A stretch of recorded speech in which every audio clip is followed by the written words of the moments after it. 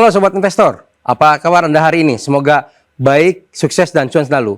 Kembali berjumpa di program di Editorial yang akan membahas tajuk utama pemberitaan yang tersaji di idexchannel.com dan IDEX Channel TV. Bersama saya, Heri Kurniawan, Wakil Pemimpin Redaksi IDEX Channel TV.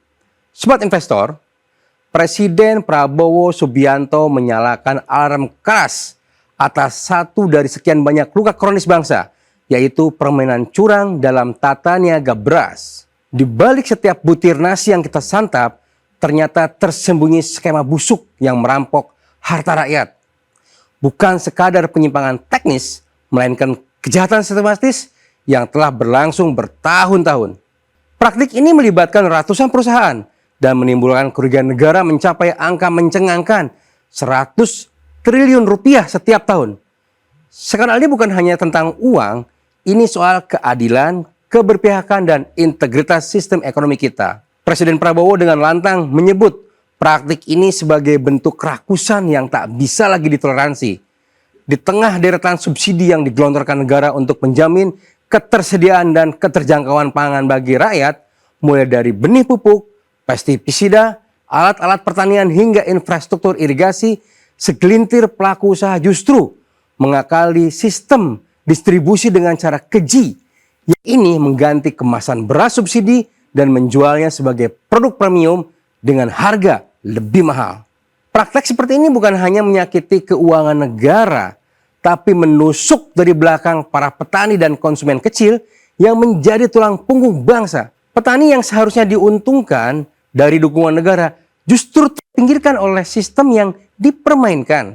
Di sisi lain, konsumen berpenghasilan rendah terpaksa membeli beras dengan harga cukup tinggi tanpa menyadari bahwa itu sejatinya beras subsidi yang diperuntukkan untuk mereka. Inilah bentuk ketidakadilan paling nyata di pasar ketika rakyat miskin dipaksa membayar mahal untuk produk yang seharusnya menjadi hak mereka. Presiden Prabowo tidak berhenti pada kata-kata. Ia menyebut setidaknya 212 perusahaan penggiling padi telah terbukti bermain curang. Bukti-bukti laboratorium mengkonfirmasi bahwa beras subsidi telah dikemas ulang dan diberi label beras premium. Pelaku tidak hanya memanipulasi harga, tapi juga berbohong secara terang-terangan kepada publik dan negara. Mereka mengambil untung barang bersubsidi dengan menipu label, lalu menjualnya kembali ke pasar dengan harga markup yang tentu lebih tinggi. Ini bukan pelanggaran etika bisnis semata. Ini murni pidana ekonomi yang merugikan bangsa dan harus ditindak sebagaimana mestinya. Presiden menyebut dana sebesar 100 triliun rupiah yang raib setiap tahun akibat praktek curang ini seharusnya bisa dimanfaatkan untuk meningkatkan layanan dasar pada masyarakat, seperti memperbaiki sekolah, membenahi rumah sakit yang rapuh, hingga membantu keberlangsungan ribuan pesantren di penjuru negeri. Dalam konteks inilah, pemberantasan mafia beras bukan sekadar soal pengawasan logistik atau disiplin birokrasi. Ini adalah pertempuran moral tentang siapa yang layak menikmati hasil kerja negara, para spekulan tamak, atau rakyat yang seharusnya menjadi penerima manfaat utama dari kebijakan subsidi. Pernyataan Prabowo juga mencerminkan pendekatan tegas yang akan menjadi corak pemerintahannya. Ia tidak menyembunyikan amarahnya. Kalimat-kalimatnya tajam, emosional, dan penuh desakan untuk bertindak cepat. Kejahatan seperti ini menurutnya bukan hanya tindakan melawan hukum, tapi juga pengkhianatan terhadap cita-cita republik. Ketika uang rakyat, hasil kerja keras jutaan orang, dijadikan alat permainan oleh segelintir korporasi licik, maka negara tidak boleh diam. Dan di titik ini, Prabowo menegaskan dirinya tidak akan ragu menggerakkan seluruh instrumen penegakan hukum.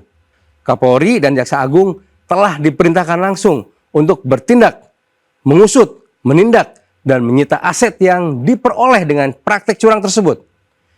Ini bukan sekadar ancaman kosong, melainkan awal dari perubahan tata niaga beras di Indonesia yang selama ini menjadi salah satu sektor yang paling rentan terhadap praktik manipulatif. Langkah ini juga sekaligus menjadi sinyal bagi pelaku usaha lainnya. Era bermain kotor di balik logistik pangan telah berakhir. Pemberantasan mafia beras akan menjadi ujian awal bagi kredibilitas kepemimpinan Prabowo sebagai presiden.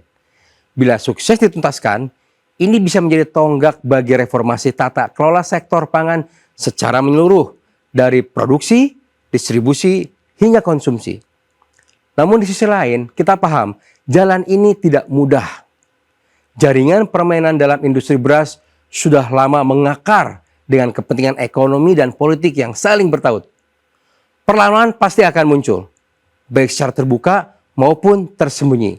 Namun, dengan tekad yang sudah diumumkan secara terbuka kepada publik, Presiden Prabowo kini memikul tanggung jawab untuk membuktikan bahwa negara tidak kalah oleh para pemburu rente.